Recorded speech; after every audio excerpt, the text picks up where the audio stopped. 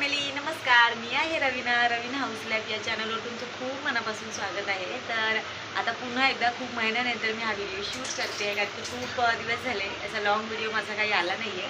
आणि आज मी बाहेर जाणार आहे. कुठल्याही नवीन गोष्टीची सुरुवात आपण चांगल्या दिवसांनी किंवा चांगल्या देवदर्शनाने करतो. तसंच मी आज सिद्धिविनायकला जाणार आहे. तर ती माझी छोटीशी जर्नी मी तुमच्याबरोबर शेअर करणार आहे. आणि आज माझा पूर्ण दिवस बिझी आहे, कारण की मी आले मम्मीकडे. आणि मम्मीकडे आल्यानंतर ना मी खूप म्हणजे मला जे हवं आहे नाही आहे म्हणजे काही ज्या गोष्टी आहेत ना त्या मी इथे पूर्ण करते, कारण की इथून सगळ्या गोष्टी जवळ आहेत त्यामुळे. तर हा बघा विहानमध्ये बडबड करतो आहे. तर त्यामुळेच मला आज आहेत छोट्या मोठ्या गोष्टी आणि बड्डे येणार आहे, त्यामुळे ना आम्ही सगळेजण बाहेर पण जाणार आहे. तर ती छोटीशी जर्नी आहे मी तुमच्याबरोबर शेअर करते. आणि जर व्हिडिओ माझी तुम्हाला आवडत असेल तर व्हिडिओजना लाईक करा, शेअर करा आणि नक्की मला कमेंट्समध्ये करून सांगा की माझे व्हिडिओज तुम्हाला कसे वाटत आहेत. चला मग भेटूया आपण पुढे. बाय. आता माझं तर सर्व आवरून झालं होतं. तर मला विहानलाही तयार करून निघायचं होतं. तो पण माझ्याबरोबरच सकाळी लवकर उठला होता. त्याला म्हटलं मी माझ्याबरोबर चल, पण त्याला काही यायची इच्छा नव्हती. म्हणून त्याला ब्रश करायला दिला. तर तो ब्रश करताना काय टाईमपास करत होता. त्याला असंच ना वेळ घालवायला खूप आवडतो. अजिबात कुठलेही काम लवकर करत नाही आणि खरंच हे प्रत्येक घरात असेलच. तर तसंच हा माझ्या घरातला छोटासा नमुना आहे. तर हा असंच मस्ती करत होता. आणि त्यानंतर हिला मी पटापट फ्रेश करणार होते. तर ह्याला ब्रश करून झाल्यावर ह्याला मस्त असं मी आंघोळ करायला घेतलं. आंघोळ वगैरे करून झालं. आणि खरं म्हटलं ना, मी जर समोर असेल ना तर हा कुणाकडूनच काही करून नाही घेत, सगळं काही मीच करायचं. टीव्हीला आले. आता मी तयार होते आणि मी आता निघते. आता विहारला आंघोळ घेते विहारची. आता मी निघते तयार होऊन. घर आहे, इथून तिथून कपडे लटकलेत, प्लीज इग्नोर करा त्या सगळ्या गोष्टींना. हे बघा आम्ही असंच इथे तिथे बसलेलो असतो, जशी जगू बसली आहे बघा. आता विहानची ना आंघोळ वगैरे करून झाली होती आणि मिली काय अजून झोपली होती. त्यामुळे मी स्वतःची लगेच तयारी करायला घेतली, कारण की मला जायचं होतं सिद्धिविनायकला. आता मम्मीकडे मी ना म्हणजे कधीतरीच येते. जास्त करून माझ्या 2 दिवसाची ट्रिप होते, जेव्हा मुलांच्या सुट्ट्या असतात तेव्हा. जास्त करून शनिवार रविवार किंवा जास्त पण सुट्ट्या असल्या नाही तरी मला 2 दिवसच यायला भेटतं. त्यामुळे मला त्या 2 दिवसातच सगळ्या काही गोष्टी करायच्या होत्या. आणि आता माझा बड्डे जवळ आला आहे, त्यामुळेच मला ना सिद्धिविनायकला जायचं होतं. आणि मी इथे आले की एकदा तरी सिद्धिविनायकला जातेच. मग त्यामुळेच मी पटापट माझी घाई गडबडी चालू होती आणि मी लगेच इथे तयार वगैरे झाले. आणि लवकरच निघायचं, कारण की मला ना ट्रेन पण खूप लेट भेटल्या असत्या आणि नंतर तिथून पण मला पुढे बसनी मंदिरापर्यंत जायचं होतं. त्यामुळे काय घेऊन आलास?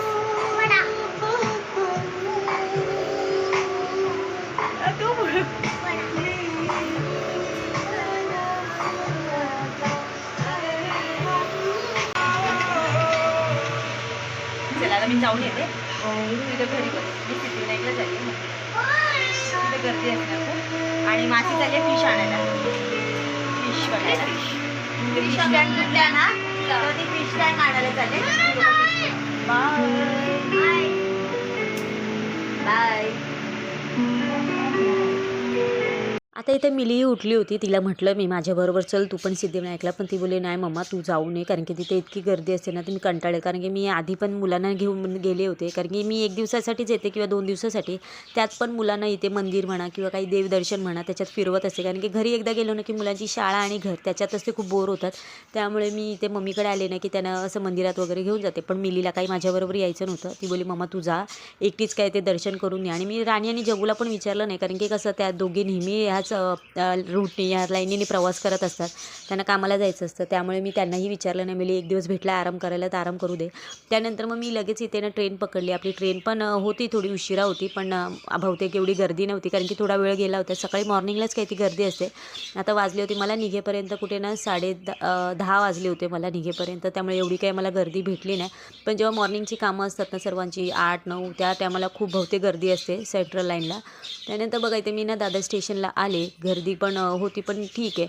त्यानंतर मग इथे बाहेर आले. इथे आता बसची सुविधा असते, त्यामुळे एक बरं झालं की डायरेक्ट मंदिरापर्यंतच बस येऊन सोडते. आणि मी मागच्या गेटलाही बस सोडते, त्यामुळे मागच्या गेटमधून आतमध्ये आले. तर इथे पण खूप गर्दी होती. मला वाटलं की एवढ्या सकाळी येऊन पण काही गर्दी भेटणार नाही, पण मला बहुतेक अशी गर्दी भेटली होती. आणि मला वाटलं की चला पटापट तरी निघेल करून, कारण की मी जेव्हा थांबले होते ना लाईनी तेव्हा लवकर जात होते. तर मला वाटलं लवकरच होईल माझं दर्शन आणि मी लवकरच घरी जाईल, कारण की आम्हाला पिक्चर बघायलाही जायचं होतं. कारण की नंतर जी काय लाईन थांबली आहे ना, मला खूप वेळ झाला. अक्षरशः ना मी 3.5 तास ना लाईनीतच उभी होती, पण नंबर काही आला नाही.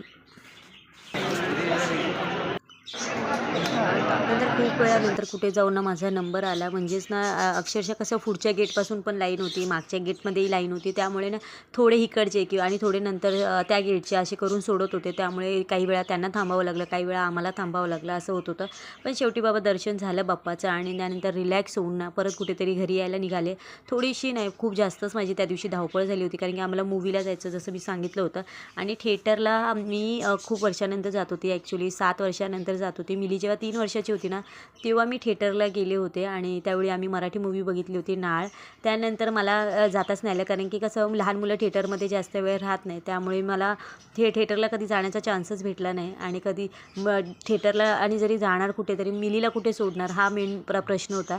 त्यामुळे मला कधी थिएटरला जाताच आलं नव्हतं. आणि नंतर मग कुठेतरी मी नेहमी घरी आल्यावर किंवा फोनवर पण आम्ही बोलायचं, तो एकच असायचा, अरे ही मूव्ही लागली आहे, मला बघायची होती, ही मूव्ही लागली बघायची होती. त्यावेळी ह्यावेळी जग्गू आणि राणीने ठरवलं की ताईला मूव्ही बघायला आपण घेऊन जाऊया करून. आणि मला हे मूव्हीचं ॲक्च्युली माहितीच नव्हतं, म्हणून मी सिद्धिविनायकचा प्लॅन केला होता. त्यावेळी मग जग्गू आणि राणीने बोलले की ताई तुझे तिकीट बुक झालेले आहेत, तर तू लवकर ये सिद्धिविनायकवरून. आणि मीही बोलली की ठीक आहे चालेल येते करून. पण नंतर तिथे जसं काही उशीर झाला त्यामुळे मला काही अजिबात जाता आलं नाही, कारण की आम्हाला तिथून पण ना मॉलला जायचं होतं. त्यामुळे आम्ही विचार केला मस्त तयार वगैरे होऊ आणि त्यानंतर मॉलला जाऊ. पण मला इतका लेट झाला ना, त्यामुळे मी डायरेक्ट ना मंदिरातून तशीच मी डायरेक्ट थिएटरला गेले. तोवर अर्धी मूव्ही गेली होती. आणि मग ह्यांनाही सांगितलं होतं तुम्ही लोक आतमध्ये जाऊन बसा, पण त्यांनी काही बघितली नाही. त्यांनी मला असं बोलले की तू ये, त्यानंतर आम्ही जाऊ.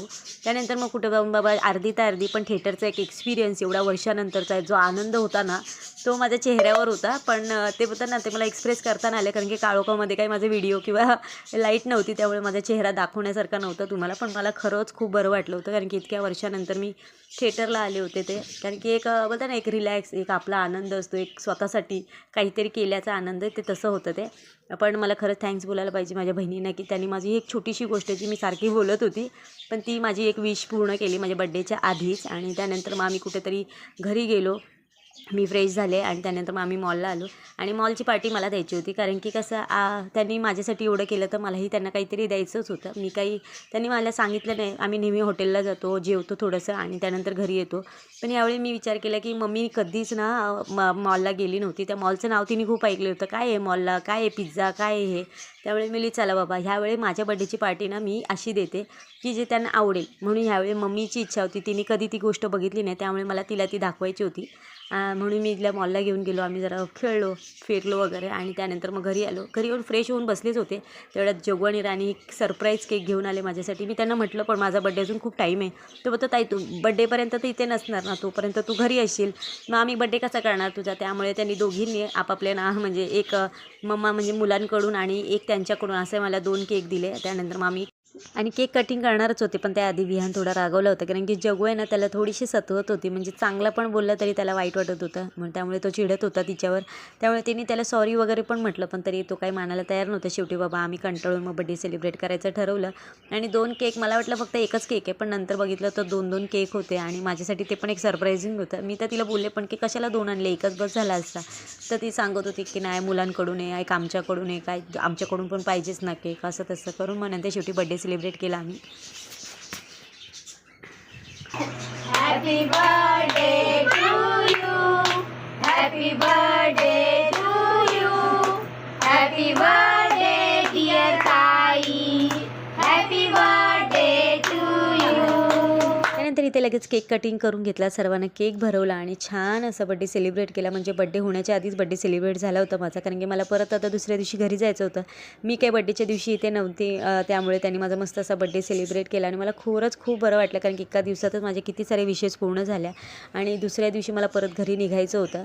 आणि त्याच दिवशी मग मला राणीने गिफ्ट म्हणून एक कप सेट दिला होता, डीमार्टमधून आणलेला. ॲक्च्युली मी हे डीमार्टमध्ये बघितलं होतं, पण ते तिला कसं लकीली कळालं माहिती नाही मला, पण ते तिने घेऊन दिलं होतं आणि मला खरंच खूप आवडलं ते. पण माझ्याकडे खूप सामान असल्यामुळे मी काही ते घेऊन नाही गेले. आणि मी त्यात पण राणीला ओरडत होती की तू इतके महाग का घेतलंस करून, पण ती होते नाही ताई स्वस्त आहे, तुला खूप आवडेल म्हणून मी घेतलं होतं.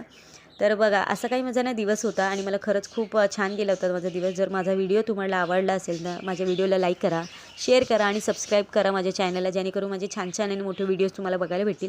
जर माझा हा मोठा लॉंग व्हिडिओ तुम्हाला आवडला असेल तर मला कमेंटमध्ये नक्की सांगा, जेणेकरून मी ते पोस्ट करेन. चला मग भेटूया नेक्स्ट व्लॉगमध्ये. बाय.